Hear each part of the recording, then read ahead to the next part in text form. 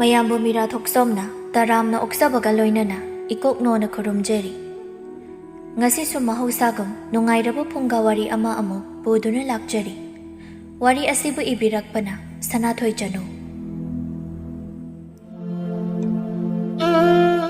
ꯊꯥꯏꯅ ꯃꯇꯝ ꯑꯃꯗ ꯈꯨꯜ ꯑꯃ ꯂꯩꯔꯝꯃꯤ꯫ ꯈꯨꯜ ꯑꯁꯤ ꯀꯣꯅꯨꯡꯗꯒꯤ ꯂꯥꯞꯅ ꯂꯩꯕ ꯈꯨꯜ ꯑꯃꯅꯤ꯫ ꯑꯗꯨꯕꯨ ꯏꯈꯪ ꯈꯪꯍꯧꯗꯅ ꯈꯨꯜ ꯑꯁꯤꯗ ꯑꯉꯥꯡ ꯃꯥꯡꯕꯒꯤ ꯊꯧꯗꯣꯛ ꯃꯊꯪ ꯃꯊꯪ ꯊꯣꯔꯛꯂꯝꯃꯤ꯫ ꯆꯧꯕꯤꯇꯣꯟ ꯃꯥꯒꯤ ꯅꯨꯄꯥ ꯐꯛꯆꯥꯎꯗ ꯍꯥꯏꯔꯛꯏ, "ꯅꯨꯄꯥ, ꯅꯆꯥ ꯅꯨꯄꯥ ꯂꯝꯍꯦꯟꯕ ꯂꯝꯍꯦꯟ-ꯁꯅꯥꯗꯣ ꯑꯃꯨꯛꯇ ꯊꯤꯕꯤꯔꯨꯁꯣ ꯆꯠꯂꯣ, ꯅꯨꯃꯤꯠꯁꯦ ꯇꯥꯗꯧꯔꯦ ꯍꯥꯏꯕ ꯅꯪꯕꯣ." "ꯅꯨꯄꯤ, ꯅꯪꯕꯨ ꯄꯥꯈꯠꯀꯅꯨ ꯀꯩꯗꯧꯔꯒꯦ? ꯀꯩꯁꯨ ꯇꯧꯔꯣꯏ ꯍꯥꯏꯕꯅꯤꯅꯦ." "ꯍꯣ, ꯄꯥꯈꯠꯇꯕ ꯌꯥꯔꯤꯕ꯭ꯔꯣ? ꯑꯉꯥꯡ ꯀꯌꯥꯗꯤ ꯁꯨꯔꯦ? ꯍꯤꯡꯆꯥꯕꯤ ꯁꯨꯝꯖꯤꯠꯇꯣꯡꯕꯤ ꯑꯗꯨꯅ ꯐꯥꯗꯨꯅ ꯄꯨꯈ꯭ꯔꯤꯕ ꯑꯗꯣ 2-3 ꯁꯨꯈ꯭ꯔꯕ ꯅꯠꯇ꯭ꯔꯣ?" "ꯑꯇꯩ ꯑꯉꯥꯡ ꯑꯗꯨꯅ ꯄꯪꯕꯒꯤ ꯐꯥꯖꯈꯤꯕ, ꯈꯪꯉꯦꯗꯅ. ꯑꯩꯒꯤ ꯏꯆꯥ ꯂꯝꯍꯦꯟ-ꯁꯅꯥꯗꯤ ꯍꯤꯡꯆꯥꯕꯤꯅꯒ ꯐꯥꯕ ꯉꯝꯒꯗꯕ ꯅꯠꯇꯦ." "ꯇꯧ ꯅꯥꯄꯜꯗꯣ ꯌꯥꯝ ꯇꯧ. ꯅꯆꯥ ꯅꯨꯄꯥꯗꯣ ꯐꯥꯈ꯭ꯔꯀꯥꯟꯗ ꯇꯦꯛꯀꯗꯕ ꯅꯥꯄꯜꯗꯣ ꯌꯥꯝ ꯇꯧꯕꯤꯌꯨ." "ꯑꯁ, ꯇꯥꯅꯤꯡꯗꯦꯗ ꯅꯨꯄꯤ. ꯑꯩ ꯂꯝꯍꯦꯟ-ꯁꯅꯥ ꯊꯤꯔꯨꯈꯤꯒꯦ. ꯆꯥꯛꯇꯣ ꯊꯥꯒꯠꯅꯕ ꯇꯧꯔꯝꯃꯣ." "ꯍꯣꯏ ꯍꯣꯏ." ꯂꯝꯍꯦꯟ-ꯁꯅꯥ ꯃꯥꯒ ꯂꯦꯡꯒꯥ ꯑꯣꯏꯕ ꯑꯉꯥꯡ ꯈꯔꯒ ꯁꯥꯟꯅꯕꯨꯡꯗ ꯁꯥꯟꯅꯔꯨꯔꯒ ꯃꯌꯨꯝ ꯇꯝꯅ ꯍꯟꯅꯔꯛꯂꯝꯃꯤ꯫ ꯑꯉꯥꯡꯁꯤꯡ ꯑꯗꯨꯒꯤ ꯃꯄꯥ ꯃꯃꯥꯁꯤꯡꯗꯨ ꯃꯆꯥꯁꯤꯡ ꯑꯗꯨꯕꯨ ꯉꯥꯏꯗꯨꯅ ꯂꯩꯔꯝꯃꯤ ꯁꯥꯎꯅ꯫ ꯑꯗꯨꯒ ꯃꯥꯒꯤ ꯃꯆꯥꯁꯤꯡꯕꯨ ꯃꯈꯨꯠ ꯁꯝꯗꯨꯅ ꯄꯨꯈ꯭ꯔꯒ ꯃꯅꯥ ꯂꯩꯗꯨꯅ ꯑꯁꯨꯝꯅꯁꯨ ꯍꯥꯏꯅꯔꯤ, "ꯐꯔꯣꯏꯗꯧꯔꯤꯕ ꯑꯉꯥꯡꯅꯤ ꯅꯪ ꯑꯃ." ꯑꯃꯅ ꯑꯃꯨꯛ, "ꯈꯨꯜ ꯑꯁꯤꯗ ꯍꯤꯡꯆꯥꯕꯤ ꯁꯨꯝꯖꯤꯠꯇꯣꯡꯕꯤ ꯑꯃ ꯊꯣꯛꯑꯦ ꯍꯥꯏꯕ ꯈꯪꯅ ꯈꯪꯅ ꯀꯔꯤꯒꯤꯅꯣ ꯍꯥꯏꯕꯅꯤꯗ ꯅꯪꯅ ꯁꯥꯟꯅꯕ ꯆꯠꯂꯤꯕ ꯑꯁꯤꯕꯣ, ꯍꯥ ꯒꯙꯥ?" ꯑꯉꯥꯡ ꯑꯗꯨ ꯃꯅꯥꯗꯨ ꯁꯥꯃꯟꯗꯅ ꯄꯥꯏꯔꯒ ꯈꯨꯝꯂꯛꯏ, "ꯑꯩꯗꯤ ꯇꯜꯂꯤ, ꯆꯠꯂꯣꯏꯁꯦ ꯍꯥꯏꯕꯅꯦ. ꯂꯝꯍꯦꯟ-ꯁꯅꯥꯅ ꯌꯥꯗ꯭ꯔꯤꯅꯦ ꯏꯃꯥ. ꯀꯩꯁꯨ ꯇꯧꯔꯣꯏ, ꯍꯤꯡꯆꯥꯕꯤꯗꯣ ꯊꯦꯡꯅꯔꯁꯨ ꯃꯥꯒ ꯍꯥꯟꯅ ꯐꯨꯅꯒꯦ ꯍꯥꯏꯅꯦ, ꯈꯪꯉꯕ?" "ꯑꯗꯨꯗꯕꯨ ꯒꯙꯥ ꯍꯥꯏꯗꯅ ꯀꯅꯥꯗ ꯍꯥꯏꯔꯨꯅꯦ, ꯍꯥ? ꯉꯁꯤꯗꯒꯤ ꯃꯄꯥꯟ ꯊꯣꯛꯄꯒꯅꯦ ꯑꯃꯠꯇ ꯌꯥꯔꯣꯏ, ꯅꯪ ꯈꯪꯉꯨ ꯅꯪ." ꯑꯃꯅ ꯑꯃꯨꯛ, "ꯍꯥꯏ, ꯅꯈꯣꯡꯗꯣ ꯄ꯭ꯔꯞ ꯊꯥꯡꯂꯒ ꯆꯠꯂꯨꯅꯦꯍꯦ. ꯉꯁꯥꯏ ꯑꯩꯅ ꯁꯥꯟꯅꯕ ꯆꯠꯈꯤꯅꯣ ꯍꯥꯏꯕꯗ ꯀꯟꯅ ꯌꯥꯡꯅ ꯊꯥꯡꯂꯒ ꯆꯠꯈꯤꯕ ꯑꯗꯨꯃꯥꯏꯅ ꯆꯠꯂꯨꯅꯦ." ꯑꯉꯥꯡꯗꯨ ꯄꯦꯔꯤ ꯄꯦꯔꯤ ꯇꯧꯔꯒ ꯈꯨꯝꯂꯛꯏ, "ꯕꯥꯕꯥ, ꯈꯣꯡꯁꯦ ꯀꯟꯅ ꯊꯥꯡꯕ ꯉꯝꯗꯤꯌꯦ." "ꯍꯩ, ꯀꯔꯤꯒꯤ ꯉꯝꯗꯕ, ꯍꯥ? ꯀꯔꯤꯒꯤ ꯉꯝꯗꯕꯅꯣꯕ? ꯆꯠꯂꯨ ꯌꯥꯡꯅ." "ꯕꯥꯕꯥ, ꯈꯣꯡꯁꯦ ꯉꯁꯥꯏ ꯂꯝꯄꯥꯛꯇ ꯁꯥꯟꯅꯕꯗ ꯑꯣꯁꯥꯅ ꯊꯤꯟꯈꯤꯕꯒꯤ ꯌꯥꯝ ꯅꯥꯏꯌꯦ ꯍꯥꯏꯕ." ꯀꯟꯅ ꯆꯠꯂꯣ ꯍꯥꯏꯔꯗꯤ ꯄꯥꯕꯅ ꯀꯣꯛ ꯄꯥꯝꯕꯤꯌꯣꯗꯅ." "ꯀꯔꯤꯒꯤ ꯑꯩꯗꯤ ꯅꯪ ꯄꯥꯝꯗꯧꯔꯤꯕ, ꯍꯥ? ꯂꯝ ꯍꯦꯟꯗꯅ ꯅꯊꯟꯗ ꯆꯠꯈꯤꯕ ꯅꯠꯇ꯭ꯔꯣ? ꯑꯗꯨ ꯑꯣꯏꯔꯗꯤ ꯁꯣꯛꯂꯁꯨ ꯅꯥꯔꯁꯨ ꯅꯊꯟꯗ ꯉꯝꯅꯕ ꯆꯠꯂꯨ." "ꯑꯗꯨꯕꯨ ꯑꯩꯅ ꯆꯠꯀꯦꯅ ꯆꯠꯄ꯭ꯔꯣ? ꯂꯝꯍꯦꯟ-ꯁꯅꯥꯅ ꯍꯧꯕ ꯂꯥꯛꯄꯒꯤ ꯆꯠꯄꯅꯤꯅꯦ." "ꯍꯩ ꯑꯄꯪꯕ, ꯃꯤꯅ ꯍꯧꯕ ꯂꯥꯛꯂꯤꯈꯩ ꯆꯠꯂꯗꯤꯅꯦ ꯍꯤꯡꯆꯥꯕꯤ ꯁꯨꯝꯖꯤꯠꯇꯣꯡꯕꯤ ꯑꯗꯨꯅ ꯑꯗꯨꯝ ꯐꯥꯈꯤꯕ ꯇꯥꯕꯅꯤ, ꯈꯪꯉꯕ? ꯑꯗꯨꯛ ꯄꯪꯕ ꯅꯪꯗꯤꯅꯦ ꯊꯤ ꯂꯧꯔꯒ ꯆꯥꯎꯀꯣ ꯅꯪ." "ꯕꯥꯕꯥ, ꯊꯤꯕꯨ ꯂꯧꯔꯒ ꯆꯥꯕ ꯌꯥꯔꯗꯤ ꯃꯤ ꯀꯅꯥꯃꯠꯇ ꯊꯕꯛ ꯁꯨꯅꯔꯔꯣꯏ. ꯑꯗꯒꯤ ꯌꯨꯝꯗ ꯑꯃꯥꯡꯁꯪ ꯂꯩꯔꯤꯒꯗꯣ ꯑꯃꯠꯇ ꯂꯩꯔꯔꯣꯏꯉꯣ. ꯍꯩ, ꯁꯟꯊꯤ ꯍꯥꯟꯕ ꯅꯀꯣꯛꯇꯣ ꯉꯁꯤ ꯑꯩꯅ ꯊꯨꯒꯥꯏꯕ ꯁꯣꯏꯔꯣꯏ. ꯆꯠꯂꯨ ꯀꯟꯅ." ꯂꯝꯍꯦꯟ-ꯁꯅꯥ ꯃꯃꯥꯟꯅꯕꯁꯤꯡꯗꯨꯗ ꯃꯄꯥ ꯃꯃꯥꯁꯤꯡꯗꯨꯅ ꯐꯨꯔꯒ ꯃꯌꯨꯝ ꯇꯝꯅ ꯆꯠꯅꯈꯤꯕꯗꯨ ꯉꯥꯏꯍꯥꯛ ꯌꯦꯡꯂꯝꯂꯒ ꯃꯥꯁꯨ ꯃꯌꯨꯝ ꯇꯝꯅ ꯂꯥꯛꯂꯝꯃꯤ꯫ ꯐꯛꯆꯥꯎ ꯃꯆꯥꯅꯨꯄꯥ ꯂꯝꯍꯦꯟ-ꯁꯅꯥ ꯂꯥꯛꯄ ꯎꯕꯗ ꯆꯩꯗꯨꯅ ꯍꯥꯏꯔꯛꯏ, "ꯑꯩꯅ ꯑꯁꯣꯝꯗ ꯀꯣꯏꯊꯤ ꯊꯤꯔꯨꯔꯤ, ꯅꯪꯅ ꯁꯣꯝꯗ ꯅꯣꯛꯃꯤꯒ ꯇꯧꯔ ꯂꯥꯛꯂꯗꯅ." "ꯑꯧ ꯂꯥꯛꯑꯦ ꯄꯥꯕ." "ꯑꯧ ꯂꯥꯛꯑꯦ ꯄꯥꯕ ꯀꯥꯏꯅ, ꯅꯃꯥꯅ ꯌꯨꯝꯗ ꯏꯁꯧꯅ ꯀꯕꯣꯛ ꯄꯣꯛꯄꯒꯨꯝ ꯄꯣꯛꯍꯧꯔꯦ.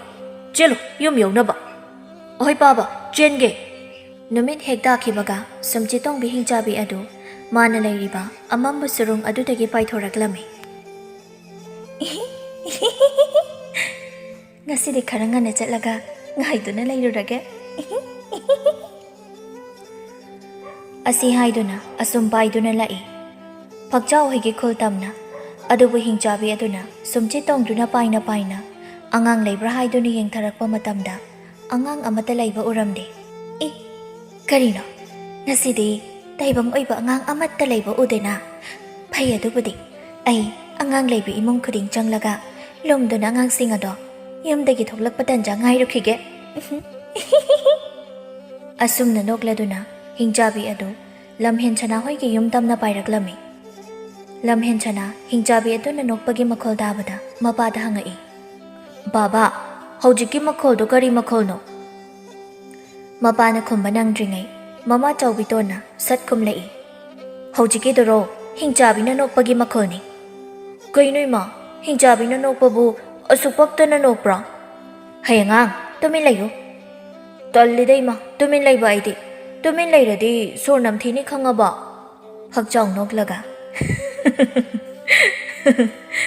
Chumi ichana haibu chumi tumin wangangdana leiradi 𝗧𝗵𝗵 ko adune baba aidi aranba amato ngangdabane Hey angang hal nang amane angang amo ibagi tumin leiti hanulam dagi nang na khara khit hendoi potni hanulam haidi ma 𝗧𝗵𝗶𝗨 Hey sigai jangi macha nang sibu karam lakna sigai bo Ma langna drasu yani oyesu wakhal tarishidi taramani nasana nasase thagachari ba kaiduro nangse angang oidingai asuk warasinadi hayeng chawrakandadi karam tawni Ma nachagi di kari su wabiruno 𝗬𝗵𝗵𝗍 𝗵𝗵 adu phaglangda mana kongdu naplaga yum manung aduda makhoina sanariba waridu asum tarambani adubu angang amagi makhona yam haipasing nangang libadu dabada ngakna mathanda haijari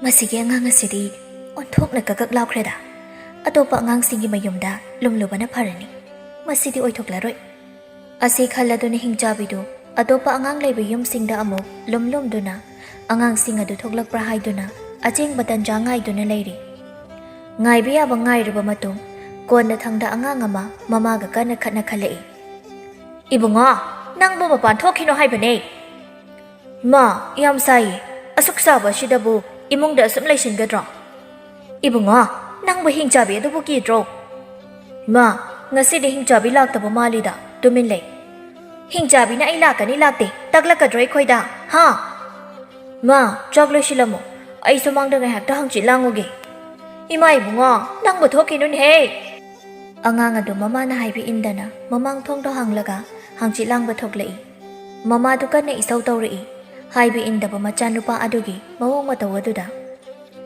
Nang sibo aina karam bokhiba ichano ai wakhal dadri asu haibi indaba macha sibo nang de Hingchabi na phakhiba tabane adum phabiro ye ibudi phadoi di mani karino asu ngangna saknaba waba macha sibo ahal lamagi matogum hangchi langbaga thokladna Ma ahal khaktana sane haiba laitabani da Angang aikhoi su khangi kaino omchaknaba haibadoi ma Angang do asum na ngangduna mangol da thoklakpada lumduna leiramba Hingchabi aduna machin menduna phaduna pukhirami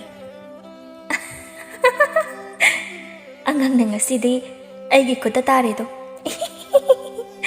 kaya da laibak phakraba aisi ngasidi Mama do makhola mata khiba aduda khuzum haidoke haiduna paikhalamba kompak adu thadaramduna mangol tamna chen thoraklami Mana chen thorakpada machanupa leibu udaba aduda koigau gauba hawraklami Ibunga nangbu gadai da salino ibunga Gauba yaba gaurabasu machanupa na khumlaktaba aduda thangnana leiba 𝗏𝗵𝗍 gauduna hanglei Iche ho iche 𝗏𝗵𝗍 aikhoi ibunga ga lakpro na khoida somda su 𝗏𝗵𝗍 machanupa ga kanna khatnaribani adubu thangnana leiba Banuna kaurakpadu tabada hairei Tumin layu he angang nina machina sum kanbasibu karino Thaksi gaji khangdrabani nangama mina kauba ngangba kane amata tadri nangang nabada Banu kari haigane Iche aikhoi bungo lakpro iche hoida Laktene madi Banu kaidoba yaurage Aikhoi bungo do leiramdre iche Ha kadai da sakriba madi numidang sida Asi haiduna makhoi ahumak thong hangdoklaga thoklai Phakchauna Kadai da sakhribano ne mabu Banu wakhal yawkhidre don thongna Dada aina thokhino haibani mana namdana hangchi langoge haidana thokhibani aduga ibungo do leiramdrine tada Aikhoi suni ngasai dagi mama na nganglibase kamai ngangna doino khangdre tawrise moise Dada aidi amna pakhale Hingchabi duna pharamlabadi khanbada Aduni ne Banu aikhoi su pakhatlibase khul adugi ahal amana Banugi machanupa adubu phaduna pukhribu uhobadagi Banu da tamba laklami Banu di o khongduna kaplami macha phakre tabada khunja mayamdu nongmanonggi 𝗬𝗵𝗍 Hingchabi aduna angang asum pharaga pukhiba aduda akibatana masapomba thumatnarami Hingchabi adu magi leifam surung aduda angang adubu puraga paisilaklaga angang mayam phaduna thamliba sarang manung aduda angang adubu so hapchinduna thamlami ꯑꯉꯥꯡꯁꯤꯡꯗꯨ ꯎꯕꯗ ꯃꯈꯦꯠ ꯑꯁꯥꯡꯕꯗꯨꯒ ꯃꯣꯃꯣꯟꯒ ꯇꯧꯔꯗꯨꯅ ꯍꯥꯏꯖꯔꯤ꯫ ꯑꯉꯥꯡ 12ꯗꯤ ꯁꯨꯔꯦ, ꯑꯗꯨꯗꯤ ꯍꯧꯖꯤꯛ ꯋꯥꯠꯂꯤꯕꯁꯤ ꯁꯨꯞꯅꯇꯒꯤ ꯑꯉꯥꯡ ꯑꯃꯈꯛꯇꯪ ꯋꯥꯠꯁꯤꯜꯂꯛꯑꯦ꯫ ꯍꯌꯦꯡꯗꯤ ꯁꯣꯏꯗꯅ ꯑꯩꯒꯤ ꯅꯤꯡꯕ ꯊꯨꯡꯂꯅꯤ꯫ ꯃꯊꯪꯒꯤ ꯅꯨꯃꯤꯠ ꯑꯗꯨꯗꯁꯨ ꯊꯪꯅꯕ ꯈꯨꯜ ꯑꯃꯗꯒꯤ ꯑꯉꯥꯡ ꯑꯃ ꯐꯥꯔꯗꯨꯅ ꯍꯤꯡꯆꯥꯕꯤ ꯑꯗꯨ ꯃꯥꯅ ꯅꯤꯡꯂꯤꯕ ꯊꯕꯛ ꯑꯗꯨ ꯄꯥꯡꯊꯣꯛꯅꯕ ꯁꯦꯝ ꯁꯥꯔꯝꯃꯤ꯫ ꯍꯤꯡꯆꯥꯕꯤ ꯑꯗꯨꯅ ꯃꯤꯇ꯭ꯔꯪ ꯇꯧꯗꯨꯅ ꯑꯉꯥꯡꯁꯤꯡ ꯑꯗꯨ ꯃꯃꯤꯠꯇꯤ ꯄꯥꯡꯊꯣꯛꯇꯕꯤ ꯑꯉꯥꯡ ꯑꯃꯒ ꯃꯈꯨꯠ ꯁꯝꯅꯔꯗꯨꯅ ꯍꯤꯡꯆꯥꯕꯤ ꯑꯗꯨꯕꯨ ꯀꯣꯏꯁꯤꯟꯗꯨꯅ ꯂꯦꯞꯂꯤ꯫ ꯍꯤꯡꯆꯥꯕꯤ ꯑꯗꯨꯁꯨ ꯃꯃꯤꯠ ꯆꯦꯖꯦꯠ ꯎꯏꯁꯤꯟ, ꯃꯆꯤꯟꯗꯁꯨ ꯀꯔꯤꯅꯣ ꯃꯔꯣꯜ ꯈꯪꯗꯕ ꯃꯌꯥꯝ ꯑꯃ ꯁꯣꯜꯂꯤ꯫ ꯉꯥꯏꯍꯥꯛꯀꯤ ꯃꯇꯨꯡ ꯍꯤꯡꯆꯥꯕꯤ ꯑꯗꯨ ꯃꯁꯛ ꯃꯇꯧ ꯐꯖꯔꯕ ꯅꯨꯄꯤ ꯑꯃ ꯑꯣꯜꯂꯛꯂꯝꯃꯤ꯫ ꯍꯤꯡꯆꯥꯕꯤꯗꯨ ꯃꯃꯤꯠ ꯇꯞꯅ ꯄꯥꯡꯊꯣꯔꯛꯂꯒ ꯃꯥꯒꯤ ꯃꯁꯥ ꯄꯨꯝꯕ ꯃꯈꯨꯠꯅ ꯅꯥꯟꯗꯨꯅ ꯌꯦꯡꯖꯔꯒ ꯍꯔꯥꯎꯅ ꯅꯣꯛꯂꯗꯨꯅ ꯍꯥꯏꯖꯔꯤ꯫ ꯉꯁꯤꯗꯤ ꯑꯩꯅ ꯅꯤꯡꯖꯕ ꯄꯨꯝꯕ ꯊꯨꯡꯂꯦ꯫ ꯉꯁꯤꯗꯒꯤ ꯇꯥꯏꯕꯪ ꯃꯤꯑꯣꯏꯕ ꯃꯈꯣꯏꯒꯤ ꯃꯔꯛꯇ ꯂꯩꯗꯨꯅ ꯑꯩꯅ ꯆꯥꯅꯤꯡꯕ ꯃꯤ ꯆꯥꯕ ꯐꯪꯂꯅꯤ꯫ ꯅꯨꯡꯊꯤꯜꯒꯤ ꯃꯇꯝꯅꯤ꯫ ꯐꯛꯆꯥꯎ ꯃꯄꯥ ꯃꯆꯥꯗꯨ ꯆꯤꯡꯗ ꯁꯤꯡ ꯆꯟꯕ ꯂꯥꯛꯂꯝꯃꯤ꯫ ꯂꯝꯍꯦꯟꯁꯅꯥꯅ, "ꯕꯥꯕꯥ, ꯑꯩꯈꯣꯏꯒꯤ ꯆꯤꯡ ꯑꯁꯤꯗꯤ ꯁꯤꯡ ꯑꯀꯪꯕꯁꯨ ꯑꯃꯠꯇ ꯂꯩꯇꯦ." ꯐꯛꯆꯥꯎꯅ, ꯀꯔꯤꯗꯤ ꯎꯄꯥꯏ ꯂꯩꯗꯣ ꯏꯄꯥꯒꯤ ꯂꯝꯍꯦꯟꯁꯅꯥ, ꯆꯥꯗꯕꯗꯤ ꯌꯥꯗꯕꯅꯤꯅ ꯊꯪꯅꯕ ꯆꯤꯡ ꯑꯁꯤꯗꯒꯤ ꯑꯣꯏꯔꯕꯁꯨ ꯁꯤꯡ ꯑꯀꯪꯕꯗꯤ ꯆꯟꯈꯤꯗꯕ ꯌꯥꯗꯦ꯫ ꯑꯗꯨꯗꯤ ꯕꯥꯕꯥ, ꯃꯇꯝ ꯃꯥꯡꯍꯜꯂꯔꯣꯏꯁꯤ, ꯊꯪꯅꯕ ꯆꯤꯡꯁꯤꯗ ꯑꯣꯏꯅ ꯆꯠꯂꯨꯔꯁꯤ꯫ ꯁꯤꯒꯤ ꯆꯤꯡ ꯑꯁꯤꯗꯒꯤ ꯆꯔꯥ ꯐꯥꯅꯕ ꯁꯤꯡ ꯆꯜꯂꯗꯤ ꯉꯁꯤꯒꯤ ꯁꯤꯡ ꯆꯔꯥ ꯐꯥꯕꯗꯤ ꯂꯥꯏꯔꯗꯅ ꯏꯃꯥꯒꯤ ꯈꯣꯟꯊꯤ ꯆꯥꯔꯅꯤ ꯄꯥꯕ ꯏꯕꯥꯏꯅꯤ꯫ ꯍꯣꯏ, ꯂꯥꯛꯑꯣ ꯆꯠꯂꯁꯤ꯫ ꯏꯆꯥꯁꯦ ꯑꯉꯥꯡ ꯅꯠꯇꯒꯨꯝ ꯈꯔ ꯂꯤꯈꯠꯆꯔꯁꯨ ꯑꯆꯨꯝꯕ ꯋꯥꯗꯤ ꯉꯥꯡꯉꯤꯅꯦ, ꯍꯥ? ꯕꯥꯕꯥ, ꯏꯃꯥꯅ ꯑꯩꯉꯣꯟꯗ ꯊꯤꯅ ꯍꯦꯛ ꯆꯩꯔꯤꯁꯤ ꯀꯩꯒꯤꯅꯣ? ꯑꯗꯨꯕꯨꯔꯣ, ꯅꯪ ꯐꯍꯟꯅꯤꯡꯕꯒꯤꯅꯤꯅꯦ ꯂꯝꯍꯦꯟꯁꯅꯥ ꯅꯪꯕꯣ꯫ ꯑꯣ, ꯕꯥꯕꯥ, ꯑꯗꯨꯗꯤ ꯍꯌꯦꯡ ꯑꯩꯅ ꯆꯥꯎꯔꯒ ꯅꯨꯄꯤ ꯊꯤꯔ ꯃꯇꯨꯡ ꯑꯩꯒꯤ ꯅꯨꯄꯤꯅꯁꯨ ꯑꯩꯒꯤ ꯏꯆꯥꯗ ꯑꯩꯉꯣꯟꯗ ꯉꯥꯡꯂꯤ ꯁꯨꯃꯥꯏꯅ ꯉꯥꯡꯗꯣꯏꯔꯥ? ꯍꯣꯏ, ꯃꯥꯅꯤ, ꯑꯣꯟꯊꯣꯛꯄꯒꯤ ꯋꯥꯍꯪꯅꯤꯗꯀꯣ ꯏꯆꯥꯒꯤ ꯋꯥꯍꯪ ꯑꯁꯤꯗꯤ꯫ ꯑꯁꯨꯝꯅ ꯉꯥꯡꯅꯗꯨꯅ ꯂꯥꯛꯂꯒ ꯃꯄꯥ ꯃꯆꯥ ꯑꯅꯤꯗꯨ ꯁꯤꯡꯂꯣꯟ ꯑꯃ ꯂꯥꯟꯊꯣꯛꯂꯗꯨꯅ ꯃꯥꯒꯤ ꯁꯤꯡ ꯁꯔꯨꯛ ꯆꯟꯅꯔꯝꯃꯤ꯫ ꯂꯝꯍꯦꯟꯁꯅꯥ ꯃꯄꯥꯅ ꯁꯤꯡ ꯆꯜꯂꯤꯕ ꯑꯗꯣꯝꯗ ꯆꯠꯇꯈꯩ ꯃꯥꯅ ꯆꯠꯅꯤꯡꯕ ꯆꯤꯡꯃꯥꯏ ꯅꯥꯀꯜ ꯑꯃꯔꯣꯝꯗ ꯆꯠꯀꯦ ꯇꯧꯏ꯫ ꯃꯗꯨꯗ ꯐꯛꯆꯥꯎꯅ ꯈꯪꯉꯥꯏ ꯍꯥꯏꯔꯛꯏ꯫ "ꯀꯗꯥꯏꯗ ꯆꯠꯀꯦ ꯍꯥꯏꯔꯤꯅꯣ ꯑꯃꯨꯛ ꯏꯄꯥꯒꯤ ꯁꯅꯥ?" "ꯕꯥꯕꯥ, ꯑꯁꯤꯗ ꯁꯤꯡ ꯑꯀꯪꯕ ꯌꯥꯝ ꯂꯩꯕ, ꯑꯁꯤ ꯂꯧꯔꯨꯒꯦ ꯇꯧꯅꯤ." ꯌꯥꯔꯦ, ꯂꯧꯔꯨꯔꯅꯨ꯫ ꯉꯁꯤꯒꯤ ꯁꯤꯡ ꯀꯣꯛꯊꯣꯡ ꯐꯥꯔꯕꯅꯤꯅ ꯏꯄꯥ ꯏꯆꯥꯒꯤꯗꯤ꯫ ꯑꯁ, ꯑꯩꯈꯣꯏ ꯄꯥꯕꯁꯦ ꯃꯃꯤꯠ ꯌꯥꯝ ꯁꯤꯡꯃꯟꯈ꯭ꯔꯦ꯫ ꯑꯩꯅ ꯃꯥ ꯎꯗ꯭ꯔꯤꯉꯩꯗ ꯇꯨꯃꯤꯟ ꯆꯠꯀꯦ ꯇꯧꯔꯒꯕ, ꯑꯁ ꯇꯜꯂꯤꯍꯦ꯫ ꯂꯥꯛꯑꯣ, ꯀꯩꯗꯧꯔꯤꯒꯦ ꯅꯪꯕꯣ? ꯅꯊꯟꯇ ꯃꯨꯔꯨꯝ ꯁꯣꯜꯂꯤꯗꯨꯕꯣ? ꯍꯣꯏ ꯕꯥꯕꯥ, ꯂꯥꯛꯑꯦ꯫ ꯂꯝꯍꯦꯟꯁꯅꯥ ꯂꯥꯛꯑꯦ ꯍꯥꯏꯔꯒ ꯃꯥꯅ ꯆꯠꯅꯤꯡꯂꯤꯕ ꯆꯤꯡꯃꯥꯏ ꯅꯥꯀꯜ ꯑꯗꯨꯗ ꯑꯃꯨꯛꯇꯪ ꯃꯃꯥꯏꯗꯨ ꯂꯩꯁꯤꯟꯗꯨꯅ ꯌꯦꯡꯂꯛꯄꯗ ꯎꯔꯛꯏ꯫ ꯏ ꯍꯧꯔꯤꯕ ꯃꯐꯝ ꯑꯗꯨꯗꯒꯤ ꯈꯔ ꯆꯠꯂꯒ ꯁꯨꯔꯨꯡꯒꯨꯝꯕ ꯑꯃ ꯂꯩꯔꯤꯕꯗꯨ ꯂꯝꯍꯦꯟꯁꯅꯥ ꯃꯊꯟꯇ ꯈꯟꯖꯩ꯫ ꯍꯥꯏꯁ, ꯁꯤꯗꯤ ꯃꯊꯪ ꯄꯥꯕꯒ ꯁꯤꯡ ꯆꯟꯕ ꯂꯥꯛꯄꯗ ꯆꯪꯂꯒꯦ, ꯄꯥꯕꯗꯒ ꯍꯥꯏꯗꯣꯛꯂꯔꯣꯏꯒꯦ꯫ ꯂꯥꯛꯑꯣꯅꯦ ꯅꯪꯕ ꯁꯅꯥ, ꯏꯄꯥ ꯊꯣꯡꯒꯠꯄꯤꯔꯒꯦ ꯁꯤꯡ ꯑꯁꯦ꯫ ꯍꯣꯏ ꯕꯥꯕꯥ, ꯂꯥꯛꯑꯦ, ꯊꯣꯡꯒꯠꯄꯤꯔꯣ꯫ ꯍꯩ, ꯁꯦ, ꯌꯥꯔꯕ ꯌꯦꯡꯉꯣ꯫ ꯌꯥꯔꯦ ꯕꯥꯕꯥ, ꯑꯗꯨꯗꯤ ꯆꯠꯄ ꯍꯧꯔꯣ ꯃꯥꯡꯗ꯫ ꯍꯣꯏ ꯕꯥꯕꯥ, ꯑꯗꯣ ꯕꯥꯕꯥ, ꯄꯥꯕ ꯅꯊꯟꯇ ꯊꯣꯡꯒꯠꯄ ꯌꯥꯔꯗ꯭ꯔꯣ ꯄꯥꯕꯒꯤ ꯁꯤꯡ ꯃꯄꯨꯟꯗꯣ? ꯌꯥꯔꯅꯤ, ꯆꯠꯂꯣ, ꯃꯥꯡꯗ ꯅꯪ ꯑꯗꯨꯝ꯫ ꯑꯗꯨꯗꯤ ꯑꯩ ꯆꯠꯂꯦꯀꯣ ꯕꯥꯕꯥ꯫ ꯍꯣꯏ꯫ ꯕꯥꯅꯨ ꯆꯥꯎꯕꯤꯇꯣꯟꯒꯤ ꯃꯌꯨꯝꯗ ꯂꯥꯛꯂꯒ ꯍꯥꯏꯔꯤ꯫ "ꯏꯆꯦ, ꯉꯔꯥꯡ ꯅꯍꯥꯟ ꯑꯩꯈꯣꯏ ꯏꯕꯨꯡꯉꯣ ꯐꯥꯈꯤꯕꯗꯣ ꯂꯝ ꯍꯦꯟꯃꯟꯕꯒꯤꯅꯤ, ꯑꯗꯨꯅꯅꯦ ꯏꯆꯦꯒꯤꯁꯨ ꯂꯝꯍꯦꯟꯁꯅꯥꯗꯣ ꯈꯔ ꯋꯥꯔꯛꯆꯧꯀꯣ." "ꯏꯅꯥꯎ ꯕꯥꯅꯨ, ꯏꯆꯦꯁꯨꯅꯦ ꯆꯩꯕ ꯌꯥꯕ ꯆꯩꯔꯦ, ꯍꯥꯏꯕ ꯌꯥꯕꯁꯨ ꯍꯥꯏꯔꯦ, ꯑꯗꯨꯕꯨꯅꯦꯍꯦ ꯃꯥꯒꯤ ꯃꯁꯥꯁꯤꯗ ꯀꯔꯤꯁꯨ ꯅꯥꯆꯨꯡꯗꯦꯅꯦ꯫ ꯑꯩꯅ ꯑꯃ ꯉꯥꯡꯅꯤ, ꯃꯥꯅ ꯑꯅꯤ ꯈꯨꯝꯂꯛꯀꯅꯤ꯫ ꯑꯗꯨꯕꯨ ꯍꯥꯏꯕ ꯏꯆꯦ, ꯑꯩꯈꯣꯏꯒꯤꯁꯨ ꯂꯝ ꯍꯦꯟꯕꯒꯤꯅꯤ ꯍꯤꯡꯆꯥꯕꯤ ꯑꯗꯨꯅ ꯅꯨꯃꯤꯠꯇꯨꯗ ꯂꯥꯏꯅ ꯐꯥꯈ꯭ꯔꯤꯕꯗꯣ꯫ ꯑꯗꯨꯅꯅꯤ ꯏꯆꯦ, ꯃꯣꯏꯅ ꯀꯤꯒꯗꯕ ꯋꯥ ꯍꯥꯏꯖꯤꯜꯂꯒ ꯌꯨꯝꯗꯒꯤ ꯃꯄꯥꯟ ꯊꯣꯛꯍꯟꯗꯅꯕ ꯁꯤꯃꯨꯛ ꯐꯕ ꯑꯅꯤꯁꯨꯅ ꯂꯩꯇ꯭ꯔꯦ꯫ ꯁꯣꯏꯔꯦ꯫ ꯑꯗꯨꯅꯅꯤ ꯏꯆꯦ, ꯃꯣꯏꯅ ꯀꯤꯒꯗꯕ ꯋꯥ ꯍꯥꯏꯖꯤꯜꯂꯒ ꯌꯨꯝꯗꯒꯤ ꯃꯄꯥꯟ ꯊꯣꯛꯍꯟꯗꯕ ꯁꯤꯃꯨꯛ ꯐꯕ ꯑꯅꯤꯁꯨꯅ ꯂꯩꯇ꯭ꯔꯦ꯫ ꯍꯣꯏꯅꯦ ꯕꯥꯅꯨ, ꯑꯩꯁꯨ ꯍꯣꯔꯦꯟꯗꯤ ꯃꯥꯅ ꯀꯤꯅꯕ ꯍꯥꯏꯖꯤꯜꯂꯒ ꯄꯥꯎꯁꯦ ꯖꯥꯠ ꯇꯝꯁꯤꯜꯂꯒꯦ꯫ ꯍꯣꯏ ꯏꯆꯦ, ꯇꯝꯁꯤꯜꯂꯨ꯫ ꯏꯆꯦ, ꯅꯅꯥꯎꯕꯨ ꯍꯥꯏꯖꯧ ꯍꯥꯏꯔꯗꯤꯅꯦ, ꯎꯄꯥꯏ ꯑꯃ ꯅꯠꯇ꯭ꯔꯒ ꯎꯄꯥꯏ ꯑꯃ ꯇꯧꯗꯨꯅ ꯏꯆꯥꯕꯨ ꯁꯨꯝꯖꯤ ꯇꯣꯡꯕꯤ ꯍꯤꯡꯆꯥꯕꯤ ꯑꯗꯨꯗꯒꯤ ꯀꯟꯕ꯫ ꯂꯥꯏꯕꯛ ꯊꯤꯗꯅ ꯑꯩꯒꯤꯗꯤ ꯍꯤꯡꯆꯥꯕꯤ ꯑꯗꯨꯒꯤ ꯃꯈꯨꯠꯇ ꯇꯥꯈ꯭ꯔꯦ꯫ ꯕꯥꯅꯣ ꯑꯗꯨꯝꯅ ꯍꯥꯏꯒꯅꯨ ꯏꯆꯦ ꯅꯨꯡꯉꯥꯏꯇꯦ ꯍꯧꯖꯤꯛ ꯍꯤꯡꯆꯥꯕꯤ ꯑꯗꯨꯅ ꯇꯥꯏꯕꯪꯃꯤ ꯑꯩꯈꯣꯏꯕꯨ ꯐꯥꯗꯨꯅ ꯆꯥꯔꯕꯁꯨ ꯍꯌꯦꯡ ꯃꯥꯕꯨ ꯉꯝꯕ ꯑꯃ ꯂꯥꯛꯂꯒ ꯃꯥꯕꯨꯁꯨ ꯆꯥꯖꯈꯤꯁꯅꯤ ꯆꯨꯝꯃꯤ ꯏꯆꯦ ꯃꯗꯨꯃꯛ ꯂꯦꯝꯅꯃꯛ ꯐꯪꯕ ꯑꯣꯏꯔꯁꯅꯨ ꯃꯗꯨꯒꯤ ꯍꯤꯡꯆꯥꯕꯤ ꯑꯗꯨ ꯑꯗꯨꯗꯤ ꯏꯆꯦ ꯅꯅꯥꯎꯃꯨꯛ ꯆꯠꯂꯒꯦ ꯍꯣ ꯆꯠꯂꯣ ꯆꯠꯂꯣ ꯕꯥꯅꯨ ꯏꯆꯦꯁꯨꯅꯦ ꯃꯔꯛ ꯃꯔꯛꯇ ꯀꯣꯏꯊꯣꯔꯛꯀꯦ ꯅꯣꯏꯗ ꯍꯣꯏ ꯏꯆꯦ ꯀꯣꯏꯊꯣꯔꯛꯎ ꯑꯗꯣ ꯅꯅꯥꯎꯅ ꯍꯥꯏꯕꯗꯣ ꯀꯥꯎꯅꯤꯀꯣ ꯏꯆꯦ ꯀꯥꯎꯔꯔꯣꯏ ꯏꯆꯦꯗꯤ ꯕꯥꯅꯨ ꯍꯣꯔꯦꯟꯗꯒꯤ ꯍꯦꯛꯇ ꯍꯧꯔꯗꯧꯅꯤ ꯏꯆꯦꯗꯤ ꯃꯄꯥ ꯃꯆꯥ ꯑꯅꯤꯅ ꯁꯤꯡꯗꯒꯤ ꯁꯤꯡ ꯆꯟꯕ ꯍꯜꯂꯛꯇ꯭ꯔꯤꯉꯩ ꯍꯤꯡꯆꯥꯕꯤ ꯁꯨꯝꯆꯤꯇꯣꯡꯕꯤ ꯑꯗꯨ ꯂꯥꯞꯇꯛꯅ ꯆꯥꯎꯕꯤꯇꯣꯟꯅ ꯏꯃꯨꯡ ꯆꯪꯈꯤꯕꯗꯨ ꯌꯦꯡꯗꯨꯅ ꯂꯩꯔꯝꯃꯤ ꯍꯥꯎꯕꯗꯤ ꯐꯖꯅ ꯍꯥꯎꯔꯅꯤꯗ ꯃꯁꯤꯒꯤ ꯃꯧ ꯃꯁꯛ ꯐꯖꯕꯤ ꯑꯁꯤꯗꯤ ꯑꯗꯨꯗꯤ ꯑꯩ ꯍꯧꯖꯤꯛ ꯀꯩꯗꯧꯒꯅꯤ ꯑꯩ ꯍꯧꯖꯤꯛ ꯃꯥꯒꯤ ꯅꯨꯄꯥ ꯐꯛꯆꯥꯎꯒꯤ ꯁꯛꯇꯝ ꯂꯧꯔꯒ ꯃꯥꯕꯨ ꯃꯣꯏꯊꯦꯝ ꯇꯧꯔꯒ ꯆꯥꯊꯣꯛꯂꯒꯦ ꯑꯣꯜꯂꯣ ꯐꯛꯆꯥꯎ ꯑꯣꯜꯂꯣ ꯑꯁꯨꯝꯅ ꯍꯦꯛ ꯍꯥꯏꯕꯒ ꯍꯤꯡꯆꯥꯕꯤ ꯑꯗꯨ ꯐꯛꯆꯥꯎꯒꯤ ꯁꯛꯇꯝꯗ ꯑꯣꯟꯊꯣꯔꯛꯂꯝꯃꯤ ꯁꯤꯗꯒꯤ ꯍꯦꯟꯅ ꯅꯨꯡꯉꯥꯏꯕ ꯀꯗꯥꯏꯗꯒꯤ ꯑꯃꯨꯛ ꯂꯧꯔꯨꯅꯤ ꯍꯤꯡꯆꯥꯕꯤ ꯑꯣꯏꯅ ꯄꯣꯛꯂꯨꯕ ꯑꯩꯈꯣꯏꯗꯤ ꯇꯥꯏꯕꯪ ꯃꯤ ꯁꯥꯔꯒ ꯆꯥꯅꯤꯡꯕ ꯆꯥꯕ ꯅꯠꯇꯕ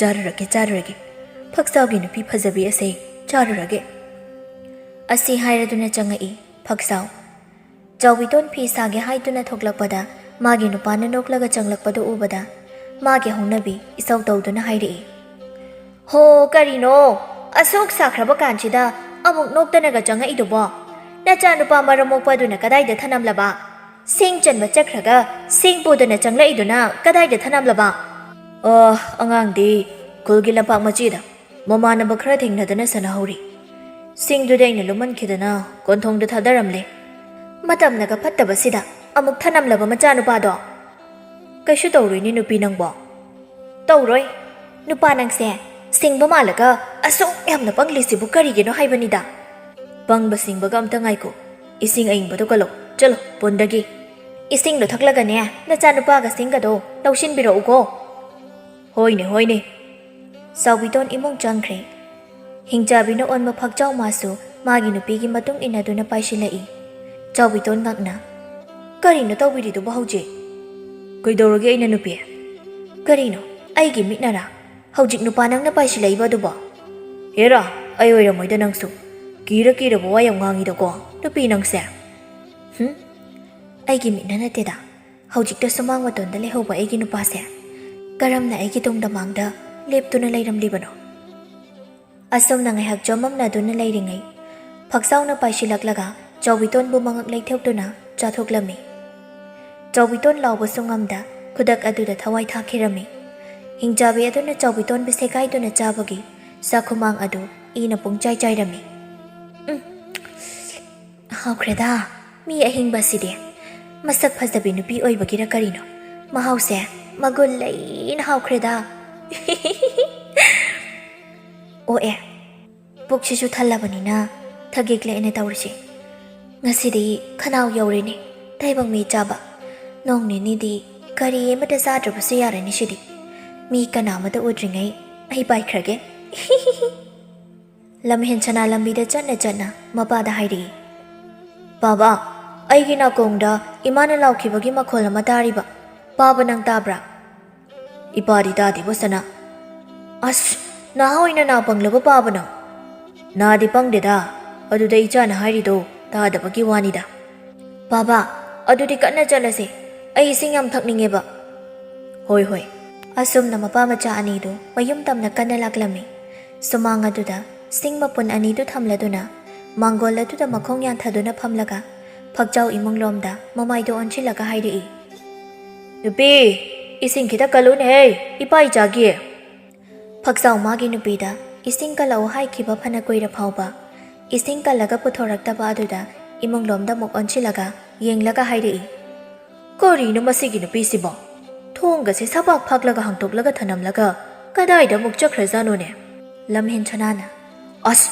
ꯕꯥꯕꯥ ꯏꯃꯥꯅ ꯏꯁꯤꯡ ꯄꯨꯊꯣꯔꯛꯄ ꯉꯥꯏꯕꯗ ꯏꯄꯥ ꯏꯆꯥ ꯊꯋꯥꯏ ꯊꯥꯕꯅ ꯍꯥꯟꯕ ꯇꯥꯔꯦ ꯑꯩ ꯀꯜꯂꯛꯑꯒꯦ ꯍꯣꯏ ꯏꯆꯥꯅ ꯑꯣꯏꯅ ꯀꯜꯂꯣ ꯆꯠꯂꯣ ꯅꯃꯥ ꯏꯁꯧ ꯂꯥꯡꯕꯤꯗꯣ ꯀꯗꯥꯏꯗ ꯆꯠꯈ꯭ꯔꯕꯅꯣ ꯂꯩꯇꯕ ꯃꯥꯜꯂꯤꯅꯦ ꯍꯥꯏ ꯅꯈꯨꯠꯅ ꯁꯥꯒꯗꯣ ꯁꯦꯡꯅ ꯍꯥꯝꯗꯣꯛꯂꯒ ꯏꯁꯤꯡꯗꯣ ꯀꯜꯂꯛꯎꯀꯣ ꯏꯄꯥꯒꯤ ꯁꯅꯥ ꯍꯣꯏ ꯄꯥꯕ ꯂꯝꯍꯦꯟ ꯁꯅꯥ ꯃꯈꯨꯠ ꯃꯁꯥꯗꯨ ꯁꯦꯡꯅ ꯍꯥꯝꯗꯣꯛꯂꯕ ꯃꯇꯨꯡ Ising kanba changakpada sakhum aduda ina pungangang na taraga layribado ubada mapabu pakhatna kaurai. Baba! Baba! Chakhum se ingak dangai ri baba! Machagi wadu dabada phakjau kanna chakhum tamna senchilaglaga masu yenglammi. Adubu masu ngaklammi. Karamna kanani mayam asibu thadaram libano haiba. Baba! Hingchabi imadu sathokraba jalo. Aikhoigi maning thongda sumjitki matu khara daiye. Kari haiba. Hingchabi aigi nupi 𝗬𝗵𝗂𝗁 chathokraba. Lamhen chana kaplaga. Baba, imadu yam naramgani ko. Hingchabi chabada.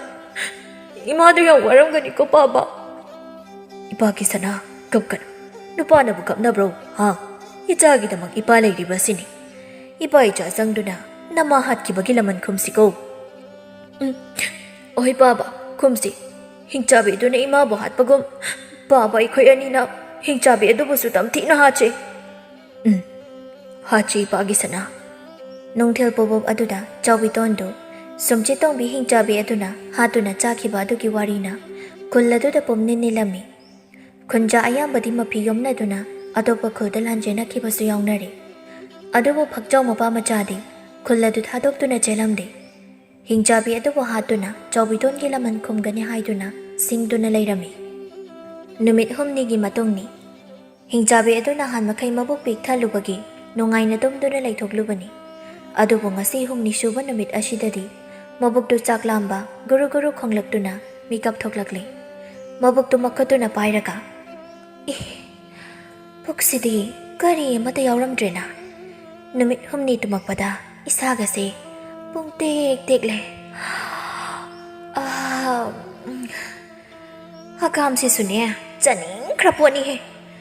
Aigi khujin asangwasinaga marolama sauningakta na thudiekhini ko. Masi thudekrabadi aidi mi kamaina segairiga chagani. Aduna ai thudekpa yade. Aigi khujin asangbase. Kanade. Sidi taibangmi apangba amata thiraga charukhige. Aina sak phajanaba wana angang pharaga semjarise. Taibangmi chadrabadi hanakum amuk hanubi saktibi olaktoina haiba aisi. Surunga shida laiba sekpi singa sidi hauti. Imot ladana. Ithi hek thiradana. Adusto ai dongna.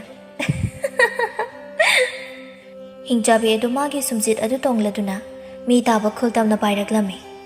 Adubu mana pairakpa matamdadi khul adudi mi laibagi samin amata phanglamde. Karino nahan aina lakpa matamdadi khul asi mi tahobani.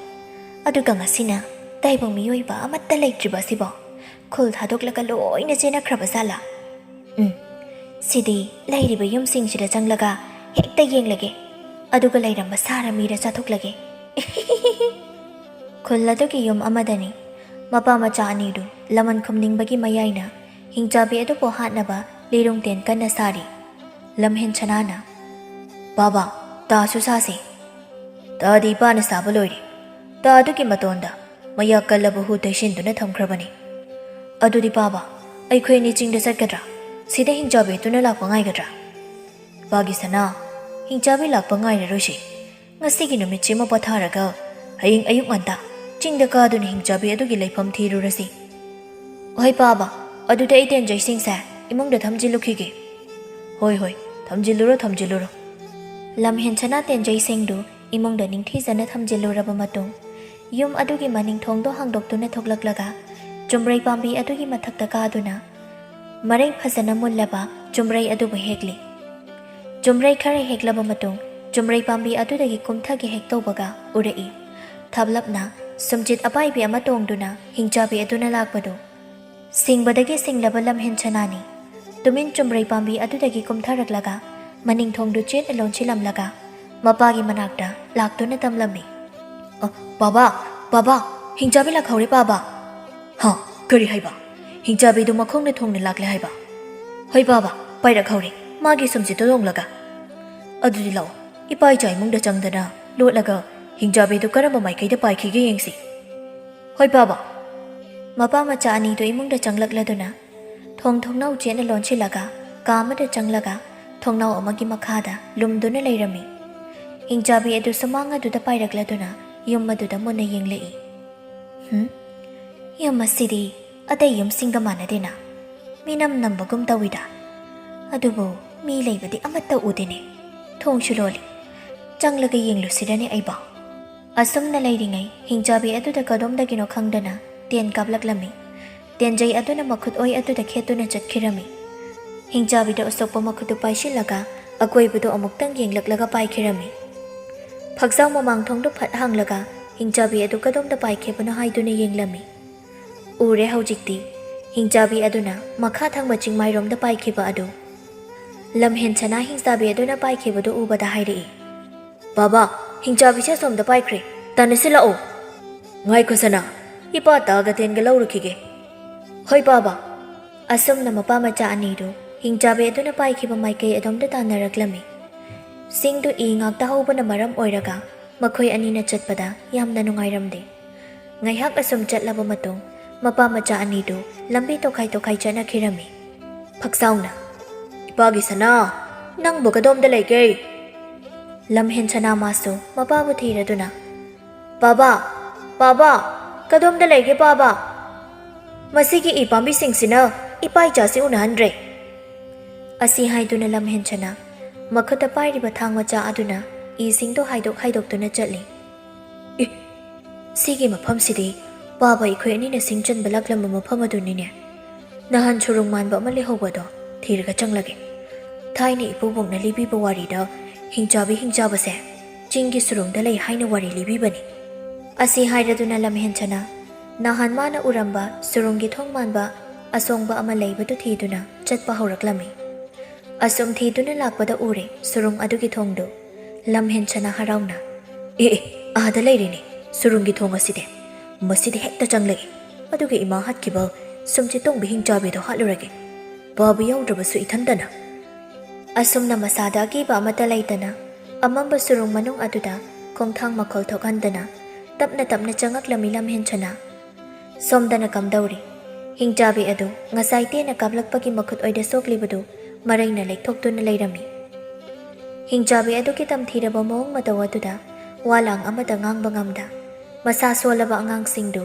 ꯀꯥꯆꯤꯟ ꯑꯃꯗ ꯁꯥꯔꯪ ꯑꯃꯒꯤ ꯃꯅꯨꯡꯗ ꯃꯁꯥꯁꯤꯡꯗꯨ ꯇꯨꯝꯄꯛ ꯇꯥꯁꯤꯟꯗꯨꯅ ꯌꯦꯡꯗꯨꯅ ꯂꯩꯔꯝꯃꯤ ꯌꯥꯝ ꯀꯤꯅ ꯑꯉꯥꯡꯁꯤꯡ ꯑꯗꯨꯅ ꯀꯤꯗꯨꯅ ꯀꯞꯄꯗꯨ ꯎꯕꯗ ꯍꯤꯡꯆꯥꯕꯤ ꯑꯗꯨ ꯁꯥꯎꯅ ꯉꯪꯗꯨꯅ ꯁꯞꯇ꯭ꯔ ꯇꯧꯔꯛꯏ ꯍꯦ ꯇꯨꯃꯤ ꯂꯩꯌꯨ ꯅꯈꯣꯏ ꯑꯩꯅ ꯍꯥꯏꯕꯗꯤ ꯏꯟꯗ꯭ꯔꯕꯗꯤ ꯅꯈꯣꯏ ꯃꯌꯥꯝꯅ ꯀꯣꯛꯇꯧ ꯂꯩꯊꯦꯛꯂꯒ ꯆꯥꯊꯣꯛꯎꯔꯥ ꯍꯥ ꯑꯉꯥꯡ ꯆꯥꯕ ꯍꯥꯎꯇꯦ ꯍꯥꯏꯗꯨꯅ ꯑꯩꯅ ꯆꯥꯗꯅ ꯊꯝꯕꯒꯤ ꯅꯈꯣꯏ ꯍꯧꯖꯤꯛ ꯐꯥꯎꯕ ꯍꯤꯡꯂꯤꯕꯅꯤ ꯁꯔꯨ ꯏꯅꯧ ꯅꯧꯔꯗꯅ ꯍꯥꯎꯇꯦꯅꯦ ꯑꯉꯥꯡ ꯆꯥꯕꯁꯦ ꯆꯥꯕ ꯍꯥꯎꯕꯗꯤ ꯃꯤꯌꯥꯏ ꯆꯜꯂꯛꯄ ꯇꯥꯏꯕꯪ ꯃꯤ ꯑꯁꯤꯅꯤ ꯑꯉꯥꯡ ꯃꯁꯦꯟꯗꯨ ꯇꯨꯃꯤꯟ ꯍꯤꯡꯆꯥꯕꯤ ꯑꯗꯨ ꯇꯥꯍꯟꯗꯅ ꯇꯞꯅ ꯋꯥꯅ ꯍꯥꯏꯅꯔꯝꯃꯤ ꯏꯙꯧ ꯑꯩꯈꯣꯏꯁꯤꯕꯨ ꯍꯤꯡꯆꯥꯕꯤ ꯑꯁꯤꯒꯤ ꯃꯈꯨꯠꯇꯒꯤ ꯀꯅꯥꯃꯠꯇꯅ ꯀꯟꯕ ꯂꯥꯛꯂꯔꯣꯏꯗ꯭ꯔꯕ ꯖꯥꯠꯂꯥ ꯈꯪꯗꯦ ꯏꯇꯥꯎ ꯁꯤꯕꯗꯤ ꯌꯥꯝ ꯁꯤꯅꯤꯡꯗꯦꯍꯦ ꯃꯁꯤꯒꯤ ꯍꯤꯡꯆꯥꯕꯤ ꯑꯊꯤꯕꯤ ꯑꯁꯤꯒꯤ ꯁꯨꯔꯨꯡꯁꯤꯗ ꯂꯩꯔꯤꯕ ꯁꯤꯛꯄꯤ ꯑꯃꯣꯠꯄꯤ ꯃꯥꯟꯕꯤ ꯑꯁꯤꯅ ꯑꯩꯈꯣꯏꯒꯤ ꯁꯥꯗꯣꯡꯁꯤꯡ ꯊꯣꯛꯂꯒ ꯅꯍꯥ ꯑꯣꯟꯊꯣꯛꯄꯗ ꯑꯩꯈꯣꯏꯒꯤ ꯏꯁꯥꯁꯤꯡꯁꯦ ꯍꯅꯨꯕꯤ ꯑꯃꯒꯨꯝ ꯂꯣꯏꯅ ꯈꯨꯏꯔꯦ ꯏꯇꯥꯎ ꯑꯩꯗꯤ ꯏꯃꯥꯗꯨ ꯌꯥꯝꯅ ꯅꯨꯡꯁꯤ ꯃꯥꯅ ꯍꯥꯏꯕ ꯏꯜꯂꯝꯃꯗꯤ ꯑꯩꯁꯦ ꯍꯤꯡꯆꯥꯕꯤ ꯑꯁꯤꯅ ꯐꯥꯔꯝꯃꯣꯏꯗꯕꯅꯤ ꯑꯩꯅ ꯂꯝ ꯍꯦꯜꯂꯨꯕꯅ ꯉꯁꯤꯗꯤ ꯍꯤꯡꯆꯥꯕꯤꯅ ꯆꯥꯊꯣꯛꯈꯤꯗꯧꯔꯦ ꯍꯤꯡꯆꯥꯕꯤ ꯑꯗꯨ ꯃꯈꯨꯠꯅꯒ ꯅꯥꯕ ꯍꯦꯟꯃꯟꯕ ꯑꯗꯨꯗ ꯑꯉꯥꯡꯁꯤꯡ ꯑꯗꯨꯅ ꯃꯨꯔꯨꯝ ꯃꯨꯔꯨꯝ ꯁꯣꯟꯕ ꯑꯗꯨꯗ ꯁꯥꯔꯪ ꯑꯗꯨ ꯂꯥꯞꯇꯅ ꯂꯪꯊꯣꯔꯛꯏ ꯑꯉꯥꯡꯁꯤꯡꯗꯣ ꯑꯗꯨꯝꯅ ꯍꯤꯡꯆꯥꯕꯤ ꯑꯗꯨꯅ ꯃꯈꯣꯏꯕꯨ ꯂꯪꯊꯣꯔꯛꯄ ꯑꯗꯨꯗ ꯁꯨꯔꯨꯡꯒꯤ ꯃꯐꯝ ꯑꯃꯗ ꯁꯥꯔꯪ ꯃꯅꯨꯡ ꯑꯗꯨꯗ ꯋꯥꯈꯜ ꯃꯥꯡꯗꯨꯅ ꯇꯥꯔꯒ ꯂꯩꯔꯝꯃꯤ ꯂꯝꯍꯦꯟꯁꯅ ꯁꯨꯔꯨꯡ ꯃꯅꯨꯡ ꯑꯗꯨꯗ ꯑꯁꯨꯝ ꯆꯪꯁꯤꯜꯂꯛꯄꯗ ꯎꯔꯛꯂꯝꯃꯤ ꯍꯤꯡꯆꯥꯕꯤ ꯑꯗꯨꯅ ꯃꯈꯨꯠ ꯂꯦꯛꯂꯒ ꯂꯩꯔꯤꯕ ꯑꯗꯨ ꯍꯤꯡꯆꯥꯕꯤꯗꯣ ꯑꯇꯣꯞꯄ ꯃꯤꯒꯤ ꯃꯅꯝ ꯅꯝꯂꯛꯄ ꯑꯗꯨꯗ ꯃꯃꯥꯏ ꯐꯠ ꯂꯩꯊꯣꯔꯛꯂꯝꯃꯤ ꯂꯝꯍꯦꯟꯁꯅ ꯍꯤꯡꯆꯥꯕꯤ ꯑꯗꯨꯅ ꯑꯗꯨꯝꯅ ꯌꯦꯡꯂꯛꯄ ꯑꯗꯨꯗ ꯅꯨꯡ ꯑꯃꯒꯤ ꯃꯔꯨꯝꯗ ꯁꯠ ꯄꯥꯛꯊꯗꯨꯅ ꯂꯣꯠꯂꯝꯃꯤ ꯍꯤꯡꯆꯥꯕꯤ ꯑꯗꯨ ꯃꯅꯥꯇꯣꯟ ꯑꯗꯨꯁꯨ ꯍꯨꯏꯒꯨꯝ ꯁꯨꯠ ꯁꯨꯠ ꯅꯝꯂꯒ ꯑꯇꯣꯞꯄ ꯃꯤꯒꯤ ꯃꯅꯝ ꯅꯝꯃꯤꯅ ꯁꯤꯗꯤ ꯀꯅꯥꯅꯣ ꯑꯩꯒꯤ ꯁꯨꯔꯨꯡ ꯃꯅꯨꯡ ꯑꯁꯤꯗ ꯆꯪꯂꯛꯂꯤꯕ ꯅꯍꯥꯛ ꯊꯣꯛꯂꯛꯑꯣ ꯂꯥꯎ ꯑꯩꯒꯤ ꯃꯤꯠꯃꯥꯡ ꯑꯁꯤꯗ ꯅꯠꯇ꯭ꯔꯕꯗꯤ ꯑꯩꯅ ꯁꯣꯏꯗꯅ ꯆꯥꯊꯣꯛꯂꯒꯅꯤ ꯂꯝꯍꯦꯟꯁꯅ ꯍꯤꯡꯆꯥꯕꯤ ꯑꯗꯨꯅ ꯂꯩꯔꯤꯕ ꯃꯐꯝꯗꯨ ꯂꯨꯝꯗꯨꯅ ꯑꯁꯨꯝ ꯀꯣꯏꯅ ꯌꯦꯡꯂꯛꯄꯗ ꯎꯔꯦ ꯍꯤꯡꯆꯥꯕꯤ ꯑꯗꯨꯅ ꯇꯣꯡꯕ ꯁꯨꯝꯆꯤꯠ ꯑꯄꯥꯏꯕꯤ ꯑꯗꯨꯅ ꯍꯥꯏ ꯍꯥꯏꯗꯨꯅ ꯄꯥꯏꯔꯒ ꯂꯩꯔꯤꯕ ꯑꯗꯨ ꯑꯗꯨꯒ ꯅꯥꯀꯜ ꯑꯃꯔꯣꯝꯗ ꯌꯦꯡꯂꯛꯄꯗꯅ ꯎꯔꯦ ꯑꯃꯨꯛ ꯃꯥꯒꯤ ꯈꯨꯜꯒꯤ ꯃꯇꯥꯎꯁꯤꯡꯅ ꯃꯌꯥꯡ ꯏꯀꯪ ꯀꯪ ꯁꯥꯔꯪ ꯃꯅꯨꯡ ꯑꯗꯨꯗ ꯋꯥꯈꯜ ꯃꯥꯡꯅ ꯇꯥꯗꯨꯅ ꯂꯩꯔꯤꯕꯗꯨ ꯐꯛꯆꯥꯎꯁꯨ ꯑꯁꯨꯝ ꯂꯥꯛꯄꯗ ꯁꯨꯔꯨꯡ ꯑꯗꯨꯒꯤ ꯊꯣꯡꯗꯨ ꯊꯦꯡꯅꯔꯗꯨꯅ surung manung aduda asum changakle.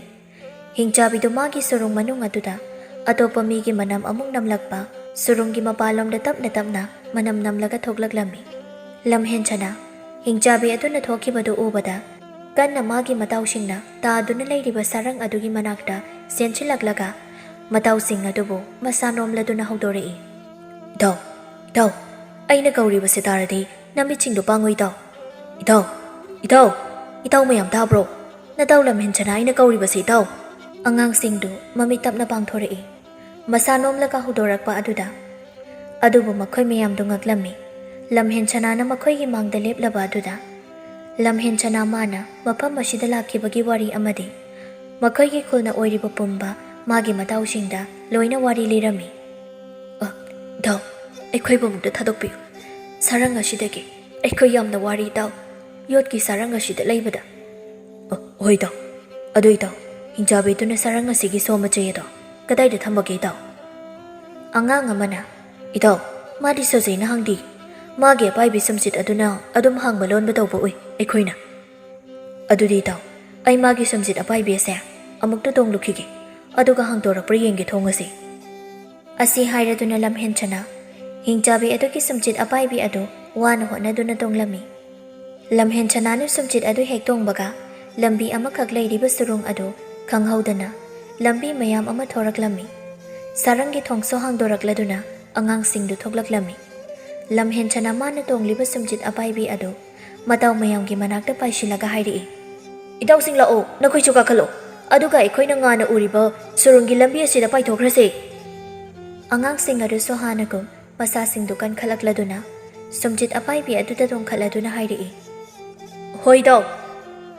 ꯑꯁꯨꯝꯅ ꯃꯈꯣꯏ ꯃꯌꯥꯝ ꯑꯗꯨ ꯑꯉꯥꯟꯕ ꯂꯝꯕꯤ ꯑꯗꯨꯗ ꯁꯨꯝꯆꯤꯠ ꯑꯗꯨ ꯇꯣꯡꯂꯗꯨꯅ ꯄꯥꯏꯊꯣꯔꯛꯂꯝꯃꯤ. ꯁꯣꯝꯗ ꯐꯛꯆꯥꯎꯁꯨ ꯃꯥꯅ ꯁꯨꯔꯨꯡ ꯑꯗꯨ ꯆꯪꯕ ꯍꯧꯔꯛꯄꯒ ꯈꯪꯉꯥꯟ ꯉꯥꯜꯂꯛꯄ ꯑꯗꯨꯗ ꯁꯨꯔꯨꯡꯒꯤ ꯃꯄꯥꯟꯗ ꯆꯦꯟꯊꯣꯔꯛꯂꯝꯃꯤ ꯃꯇꯥ ꯑꯃꯅꯤ ꯈꯟꯅ. ꯍꯤꯡꯆꯥꯕꯤ ꯑꯗꯨ ꯂꯝꯍꯦꯟꯆꯅꯥꯅ ꯁꯨꯝꯆꯤꯠ ꯑꯄꯥꯏꯕꯤ ꯑꯗꯨ ꯍꯦꯛ ꯇꯣꯡꯈꯤꯕꯒ ꯁꯨꯔꯨꯡꯒꯤ ꯂꯝꯕꯤ ꯃꯌꯥꯝ ꯊꯣꯛꯂꯛꯄ ꯑꯗꯨꯗ ꯃꯥꯗꯤ ꯀꯗꯣꯝꯗ ꯆꯠꯀꯅꯤ ꯈꯪꯗꯅ ꯂꯝꯕꯤ ꯉꯥꯎꯗꯨꯅ ꯂꯩꯔꯤ. ꯃꯆꯤꯟꯗꯁꯨ ꯁꯣꯜꯂꯤ ꯁꯥꯎꯅ. ꯀꯅꯥꯅ ꯑꯩꯒꯤ ꯑꯄꯥꯏꯕꯤ ꯁꯨꯝꯆꯤꯠ ꯇꯣꯡꯂꯕꯖꯥꯠꯅꯣ? ꯁꯨꯔꯨꯡꯒꯤ ꯂꯝꯕꯤ ꯑꯁꯦ ꯑꯁꯨꯛ ꯌꯥꯝꯅ ꯊꯣꯛꯂꯛꯂꯤꯕ ꯑꯁꯤꯕꯣ? ꯑꯩꯒꯤ ꯁꯨꯝꯆꯤꯠ ꯇꯣꯡꯂꯝꯕ ꯃꯤ ꯑꯗꯣ ꯑꯩꯅ ꯂꯦꯝꯅ ꯊꯥꯔꯣꯏ. ꯂꯝꯍꯦꯟꯆꯅꯥ ꯍꯣꯏꯗꯤ ꯁꯨꯔꯨꯡꯒꯤ ꯃꯄꯥꯟꯗ ꯊꯣꯛꯂꯛꯂꯦ. ꯑꯋꯥꯕ ꯑꯃꯠꯇ ꯌꯥꯎꯗꯅ ꯐꯛꯆꯥꯎ ꯉꯛꯅ ꯃꯆꯥꯅꯨꯄꯥꯗ ꯌꯦꯡꯂꯒ ꯍꯥꯏꯔꯛꯏ. ꯏꯆꯥꯗꯤ ꯍꯤꯡꯆꯥꯕꯤ ꯑꯗꯨꯒꯤ ꯁꯨꯝꯆꯤꯠ ꯑꯄꯥꯏꯕꯤ ꯑꯁꯤ ꯇꯣꯡꯂꯒ ꯂꯥꯛꯂꯕ꯭ꯔꯣ? ꯍꯣꯏ ꯄꯥꯕ, ꯍꯤꯡꯆꯥꯕꯤꯅ ꯐꯥꯈꯤꯕ ꯑꯩꯒꯤ ꯏꯇꯥꯎ ꯃꯌꯥꯝꯁꯨ ꯑꯩꯅ ꯀꯜꯂꯛꯂꯦ ꯄꯥꯕ. ꯏꯄꯥꯒꯤ ꯁꯅꯥ, ꯏꯄꯥꯗꯤ ꯏꯆꯥ ꯄꯣꯛꯆꯕꯒꯤ ꯃꯍꯩ ꯌꯥꯜꯂꯦꯗꯀꯣ. ꯂꯧ, ꯏꯄꯥ ꯏꯆꯥ ꯆꯪꯗꯨꯅ ꯁꯨꯔꯨꯡ ꯑꯁꯤꯗ ꯂꯩꯔꯤꯕ ꯍꯤꯡꯆꯥꯕꯤ ꯑꯁꯦ ꯍꯥꯠꯂꯨꯔꯁꯤ ꯂꯥꯛꯑꯣ. ꯄꯥꯕ, ꯍꯤꯡꯆꯥꯕꯤꯗꯣ ꯄꯥꯕ ꯑꯩꯈꯣꯏꯅꯤꯅ ꯍꯥꯠꯇ꯭ꯔꯕꯁꯨ ꯃꯊꯟꯇ ꯁꯤꯖꯈ꯭ꯔꯁꯅꯤ ꯄꯥꯕ. ꯀꯔꯝꯅꯅꯣ ꯍꯥꯏꯔꯤꯁꯤꯕꯨ ꯏꯄꯥꯒꯤ ꯁꯅꯥ? ꯄꯥꯕ, ꯑꯩꯅ ꯃꯥꯒꯤ ꯁꯨꯝꯆꯤꯠꯁꯤꯗ ꯍꯦꯛ ꯇꯣꯡꯈꯠꯄꯒ ꯀꯔꯤꯒꯨꯝꯕ ꯈꯔ ꯈꯪꯉꯤ ꯍꯤꯡꯆꯥꯕꯤ ꯑꯁꯤꯒꯤ ꯃꯔꯝꯗ. ꯍꯥꯏꯌꯨ ꯇꯥꯁꯤ, ꯏꯆꯥꯅ ꯍꯤꯡꯆꯥꯕꯤ ꯑꯗꯨꯒꯤ ꯃꯔꯝꯗ ꯀꯔꯤ ꯈꯪꯂꯛꯂꯤꯕ? ꯃꯥꯒꯤ ꯁꯨꯝꯆꯤꯠ ꯑꯁꯤꯒꯤ ꯁꯛꯇꯤꯅ ꯍꯤꯡꯆꯥꯕꯤ ꯑꯗꯨꯅꯁꯨ ꯁꯛꯇꯤ ꯍꯦꯟꯅ ꯂꯩꯕꯅꯤ ꯄꯥꯕ. ꯑꯗꯨꯕꯨ ꯍꯧꯖꯤꯛꯇꯤ ꯃꯥꯒꯤ ꯁꯨꯝꯆꯤꯠ ꯑꯁꯦ ꯑꯩꯈꯣꯏꯅ ꯄꯥꯏꯔꯕꯅꯤꯅ ꯁꯨꯔꯨꯡꯒꯤ ꯂꯝꯕꯤ ꯃꯌꯥꯝ ꯑꯃ ꯊꯣꯛꯇꯨꯅ ꯁꯨꯔꯨꯡꯒꯤ ꯊꯣꯛꯐꯝ ꯈꯪꯗ ꯀꯛꯉꯥꯎꯅꯗꯨꯅ ꯂꯩꯔꯝꯂꯅꯤ. ꯊꯣꯛꯄꯁꯨ ꯉꯝꯂꯔꯣꯏ, ꯃꯔꯝꯗꯤ ꯑꯩꯈꯣꯏꯅ ꯁꯨꯝꯆꯤꯠ ꯑꯄꯥꯏꯕꯤ ꯑꯁꯦ ꯐꯪꯂꯕꯅꯤꯅ ꯄꯥꯕ. ꯏꯃꯥꯗꯣ ꯃꯆꯥꯏꯒꯤ ꯈꯟꯕꯗ ꯌꯥꯝꯅ ꯋꯥꯖꯈꯤꯕꯅꯤ. ꯑꯗꯨꯅ ꯏꯃꯥꯅ ꯑꯩꯅ ꯃꯤ ꯍꯥꯠꯄꯁꯨ ꯄꯥꯝꯂꯣꯏ. ꯂꯥꯏꯅꯁꯨ ꯌꯥꯕ, ꯏꯃꯥꯅꯁꯨ ꯌꯥꯕ. ꯄꯥꯕ, ꯁꯨꯔꯨꯡꯁꯦ ꯊꯤꯡꯖꯤꯜꯂꯝꯂꯒ ꯊꯅꯝꯂꯁꯤ ꯄꯥꯕ. ꯑꯗꯨꯗꯤ ꯑꯩꯈꯣꯏꯅ ꯀꯔꯝꯅ ꯁꯨꯔꯨꯡ ꯑꯁꯤꯒꯤ ꯊꯣꯡꯁꯦ ꯊꯤꯡꯖꯤꯟꯒꯅꯤ ꯏꯄꯥꯒꯤ ꯁꯅꯥ? ꯄꯥꯕ, ꯁꯨꯔꯨꯡꯒꯤ ꯅꯥꯀꯟ ꯅꯥꯀꯟꯗ ꯂꯩꯔꯤꯕ ꯅꯨꯡꯖꯥꯎ ꯑꯅꯤ ꯑꯁꯤꯅ ꯁꯨꯔꯨꯡ ꯑꯁꯤ ꯂꯣꯟꯁꯤꯟꯅꯕ ꯁꯣꯏꯗꯅ ꯑꯣꯏꯒꯅꯤ. ꯂꯧ ꯑꯗꯨꯗꯤ ꯏꯄꯥꯒꯤ ꯁꯅꯥ, ꯏꯄꯥ ꯏꯆꯥ ꯑꯩꯈꯣꯏ ꯃꯌꯥꯝ ꯆꯪꯗꯨꯅ ꯁꯨꯔꯨꯡꯒꯤ ꯊꯣꯡ ꯑꯁꯦ ꯊꯤꯡꯅꯕ ꯇꯧꯁꯤ. ꯍꯣꯏ ꯄꯥꯕ. ꯑꯁꯨꯝꯅ ꯌꯥꯝ ꯋꯥꯅ ꯃꯄꯥ ꯃꯆꯥ ꯑꯃꯗꯤ ꯑꯉꯥꯡ ꯃꯌꯥꯝ ꯑꯗꯨꯒꯅ ꯁꯨꯔꯨꯡꯒꯤ ꯅꯥꯀꯟꯗ ꯂꯩꯔꯤꯕ ꯅꯨꯡꯖꯥꯎ ꯑꯅꯤꯗꯨꯅ ꯁꯨꯔꯨꯡ ꯑꯗꯨ ꯊꯤꯡꯖꯤꯜꯂꯝꯃꯤ. ꯍꯤꯡꯆꯥꯕꯤ ꯑꯗꯨꯁꯨ ꯁꯨꯔꯨꯡ ꯃꯅꯨꯡ ꯑꯗꯨꯗ ꯄꯂꯦꯐꯝ ꯂꯩꯇ ꯀꯣꯏꯆꯠ ꯆꯠꯇꯨꯅ ꯑꯗꯨꯃꯛ ꯂꯩꯔꯝꯃꯤ. ꯍꯤꯡꯆꯥꯕꯤꯗꯨ ꯆꯠꯄꯅ ꯍꯦꯟꯃꯟꯕꯅ ꯃꯁꯥꯗꯨ ꯋꯥꯔꯛꯂꯦ. ꯃꯥꯒꯤ ꯁꯛꯇꯝ ꯑꯗꯨꯁꯨ ꯍꯥꯟꯅꯒꯨꯝ ꯍꯅꯨꯕꯤ ꯑꯊꯤꯕꯤ, ꯌꯦꯡꯕꯗ ꯀꯤꯔꯕ ꯁꯛꯇꯝ ꯑꯃ ꯑꯣꯜꯂꯛꯂꯦ. ꯍꯤꯡꯆꯥꯕꯤꯗꯨ ꯍꯅꯨꯕꯤ ꯑꯊꯤꯕꯤ ꯑꯣꯜꯂꯛꯄ ꯑꯗꯨꯗ ꯀꯞꯂꯗꯨꯅ ꯄꯦꯟꯗꯅ ꯍꯥꯏꯖꯔꯤ. ꯑꯩꯅ ꯋꯥꯅ ꯍꯣꯠꯅꯖꯈꯤꯕ ꯄꯨꯝꯕ ꯉꯁꯤꯗꯤ ꯑꯔꯦꯝꯕꯗ ꯇꯥꯔꯕ. ꯇꯥꯏꯕꯪ ꯃꯍꯥꯎꯁꯨ ꯑꯅꯤꯁꯨꯅ ꯐꯪꯍꯧꯗꯦ, ꯆꯥꯈ꯭ꯔꯦꯗꯀꯣ. ꯁꯨꯔꯨꯡꯒꯤ ꯊꯣꯡꯗꯨ ꯊꯤꯡꯖꯤꯟꯕ ꯂꯣꯏꯕꯒ harauna hairi lamhen chanana mapada baba surungi thongsu thingjinba loirabanina itaw mayamga loinana aikhoi mayam hingchabi sige pai bisumchit ase tonglaga mi taba khul thirurasi hoi thirurasi lao ipagi sana baba adude aikhoi mayam hingchabi gi sumchit che tonglaga atiya da koi pai pai raga sanarusi ko hoi hoi ichana pamado ipasu yare adude itaw mayam hingchabi ge pai bisumchit asida tongkhala o pai rasela o aikhoi mayam angang mayam adusu harauna khumlei hoi itaw lamhen chana asumna makhoi mayam du hingchabi aduki samchit apai bi adu tongduna ahangba atiyada koi pai pai duna harauta yamna sanari hingchabi adudi surung adudagi thokpa ngamda wana surung aduda punchi len kirami